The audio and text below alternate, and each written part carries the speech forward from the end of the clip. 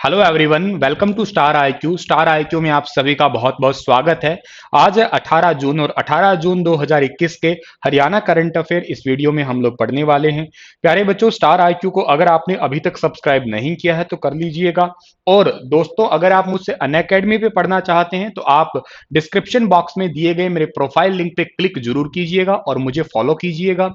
और दूसरी इंपॉर्टेंट बात है, अनअकैडमी पे बहुत ही जल्द जो है वो नए कोर्सेस लॉन्च हो रहे हैं, जिसमें से रिसेंटली 16 जून को भी नया कोर्स लॉन्च हुआ है।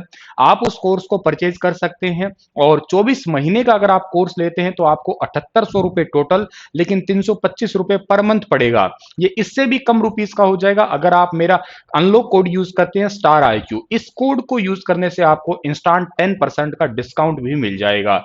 तो देर किस बात की, जल्दी कीजिएगा। अनअकैडमी के साथ में आप लोग अपना एग्जाम क्रैक करने का भी प्रयास कर सकते हैं। आप लोगों के लिए कल एक सवाल किया था, उसका सही जवाब क्या होगा कि राइट टू सर्विस कमीशन का चेयरमैन किसे बनाया गया है। अभी हाल ही में राइट टू सर्विस कमीशन का चेयरमैन टीसी गुप्ता को बनाया गया है, यानी कि बी ऑप्शन जो है इस पर्टिकुलर क्वेश्चन का वो आंसर होगा।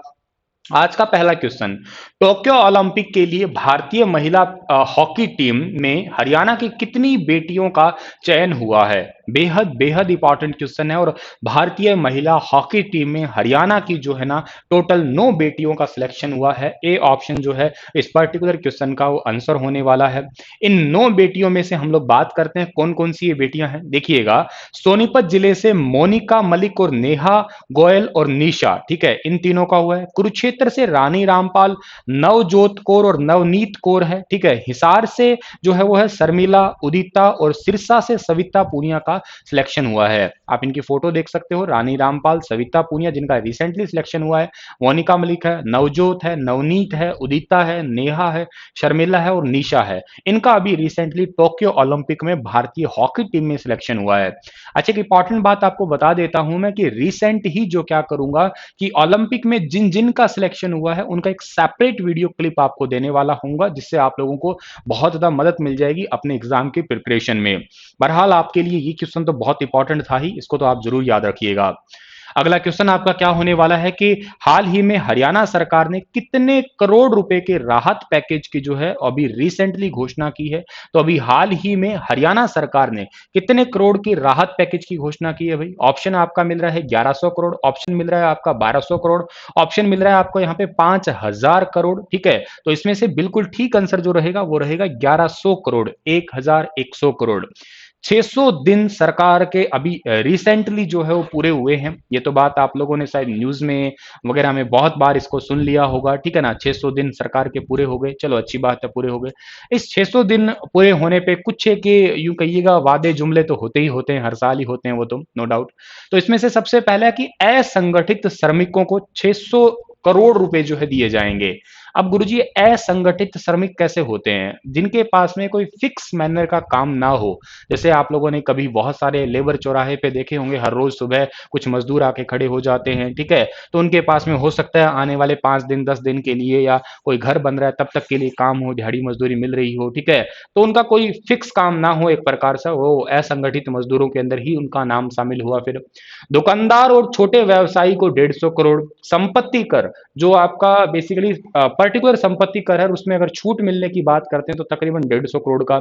शैक्षणिक संस्थान है, वाणिज्यिक और औद्योगिक उपभोक्ताओं को बिजली शुल्क में 80 करोड़ की राहत है। मोटर वाहन कर में जो है वो 72 करोड़ की छूट है। मृत्यु उपचार और अस्पताल में भर्ती होने पे अनुग्रह अनुदान जो है 50 करोड़, और आशा और अन्य स्वास्थ्य कार्यकर्ताओं को 11 करोड़।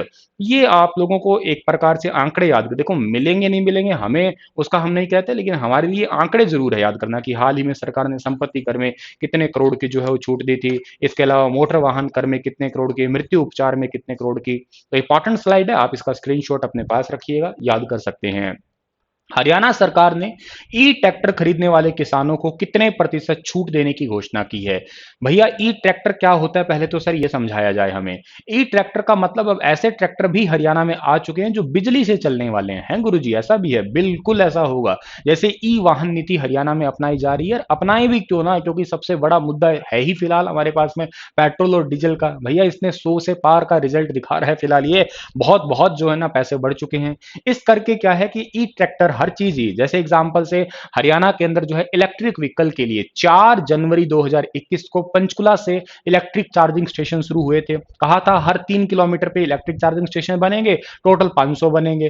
के साथ ही गुरुग्राम और फरीदाबाद में यह कहा गया कि 2024 तक जो है ना, इनमें जितने भी गवर्नमेंट डिपार्टमेंट है वहां पे इलेक्ट्रिक वाहन लग जाएंगे। 2029 तक आते आते पूरे हरियाणा में जो है इलेक्ट्रिक वाहन की नीति आ जाएगी।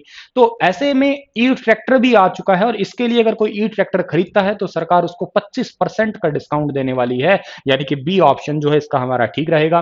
30 सितंबर तक इसके लिए रजिस्ट्रेशन करवाने वाले पहले 600 किसानों को 25% की छूट मिलने वाली होगी, और यदि 600 से ज्यादा होगा तो उसके बाद में ड्रा वगैरह निकाला जाएगा जी। ठीक है, चलो जी, अगला सवाल हमारा होगा कि हाल ही में हरियाणा सरकार ने कितने महीने का प्रॉपर्टी टैक्स माफ करने की घोषणा की है। अरे वाह, सरकार ने कुछ ऐसा भी किया है, प्रॉपर्टी टैक्स माफ करने की घोषणा की है। कितने महीने का? 3 महीने का, यानी कि बी ऑप्शन जो है इस पर्टिकुलर क्वेश्चन का वो आंसर हमारा रहेगा।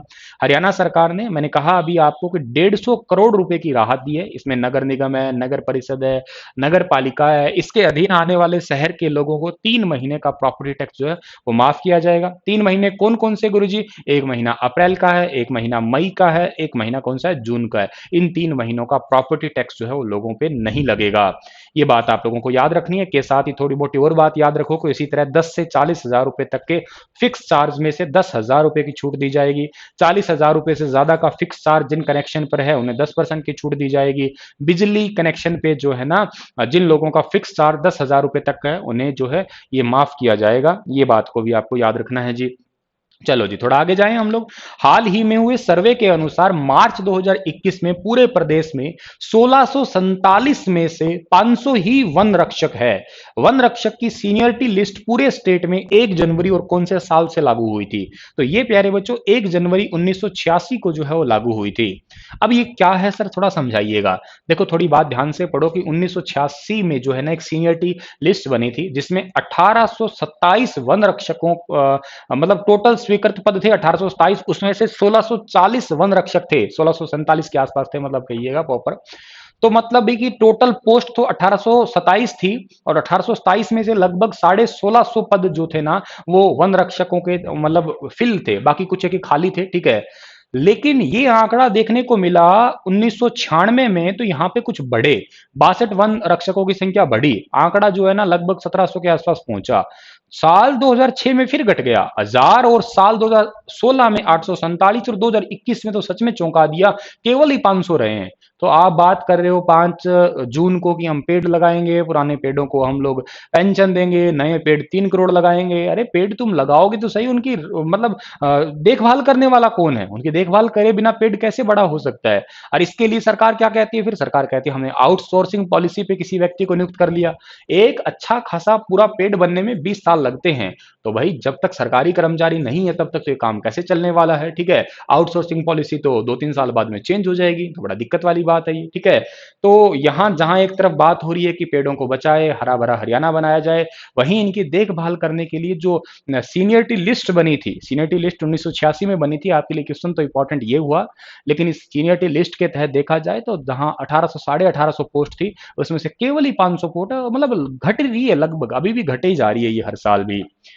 अगला क्वेश्चन आपका होगा कि उप मुख्यमंत्री हरियाणा के जो हैं इनका नाम है दुष्यंत चौटाला, इन्होंने राज्य के सभी उपायुक्त व राजस्व अधिकारियों को निर्देश दिए हैं कि प्रदेश के सभी सभी मतलब कितने नगर परिषद और नगर पालिकाओं के क्षेत्रों में प्रॉपर्टी आईडी बनाई जाए, प्रॉपर्टी आईडी बनाई जाए सभी मतलब 73 नगर परिषद और नगर पालिकाओं के अंदर जो है प्रॉपर्टी आईडी बनाई जाए। ये हरियाणा के डिप्टी सीएम ने जो है अभी रिसेंटली सभी उपायुक्त और राजस्व अधिकारियों को निर्देश दिए हैं इसी के तहत, और आने वाले 15 दिनों के अंदर अंदर जो है गांव के पंचायती सरकारी और जमीन का जितना भी ब्यौरा होता है वो भी तुरंत प्रभाव से जो है वो अपलोड किया जाए। आपको पता होगा कि हरियाणा में एक स्वामित्व योजना चल रही है लाल डोरा मुक्त करने के लिए, तो उस पॉइंट को भी आप लोग याद कर सकते हैं। स्वामित्व योजना सबसे पहले हरियाणा राज्य में ही शुरू हुई थी, और कब हुई थी? ये 24 अप्रैल को हुई थी, ये बात भी आप याद रखिएगा। 24 अप्रैल 2020 को, 24 अप्रैल को हम लोग पंचायती राज दिवस भी सेलिब्रेट किया करते हैं। ठीक है, अगला क्वेश्चन है, जो किसान बाजरे के स्थान पे दालें और तिलहन उगाएगा उसे सरकार की ओर से कितने हजार प्रति एकड़ की प्रोत्साहन राशि दी जाएगी? देखो आप लोगों ने ये तो पढ़ा ही होगा कि धान की जगह कोई दूसरी फसल लगाता है उसको 7,000, लेकिन जो बाजरे की जगह पे दाल और तिलहन लगाएगा उसको सरकार 4,000 रुपए एकड़ जो है वो देने वाली है। ठीक है, ये बात भी आप लोगों को यहाँ पे याद कर लेनी है। तिलहन के रूप में जो है थोड़ा सा हरियाणा को आगे लेके जाना इसका ही सीधा सीधा उद्देश्य है। चलो भाई, इसी के साथ में इस लेक्चर को समाप्त करता हूं। आपके लिए क्वेश्चन रहेगा कि इस खरीफ सीजन में हरियाणा के किसान किस प्रकार की यूरिया का इस्तेमाल करेंगे? Liquid urea, nano urea, solid urea, या ये दोनों ही है? बताइए थोड़ा सा विस्तार से। बहुत बहुत इंपॉर्टेंट सा ये क्वेश्चन है। ठीक है, न जाने क्यों हिचकियां आ रही है, कहीं मैंने सुना है हिचकियां आती है जब कोई याद करता है। शायद आप मुझे याद कर रहे हैं क्योंकि आज का वीडियो थोड़ा सा लेट था। ठीक है, कोई बात नहीं प्यारे बच्चों, थोड़ी तबीयत खराब थी, पर कल से आप लोगों को प्रॉपर टाइम पे वीडियो दे दूंगा। थैंक यू सो मच प्यारे बच्चों।